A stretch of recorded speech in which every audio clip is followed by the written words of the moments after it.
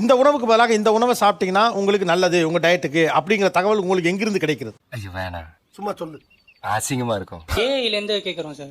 AI sir. AI artificial intelligence கேக்குறீங்க. அதுவே உனக்கு இப்பதான் தெரியுமா?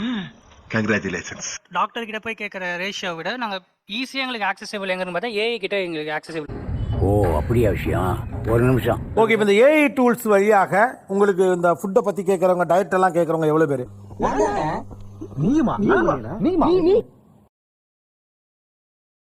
என்னப்பா இவ்வளவு பேரா?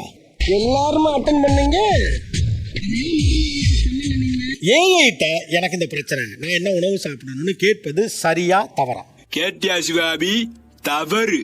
எது தவறு? தவறு. தவறுங்கிறவங்க ரெட் ஃபிளாக் காட்டிருங்க.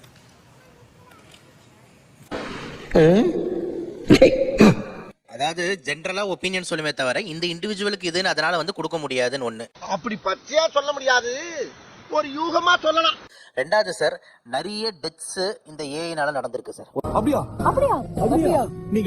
மோஸ்ட்லி வந்து இப்போ வந்து சோஷியல் மீடியால இருந்து தான் வரும். இத வந்து நிறைய பார்த்து நம்ம தெரிஞ்சுக்கிறோம். அதான் பிரச்சனையே. என்ன பிரச்சனை? சில டாக்டர்ஸே வச்சு நடத்துறாங்க. அவங்க சொல்லும் போது இது டாக்டர் தானே சொல்றாரு, சோ நம்ம தாராளமா ஃபாலோ பண்ணலாம்னு ஒரு கான்ஃபிடென்ட் வந்து நாங்க அதை ஃபாலோ பண்ணுவோம். அங்கதான் நீ தப்பு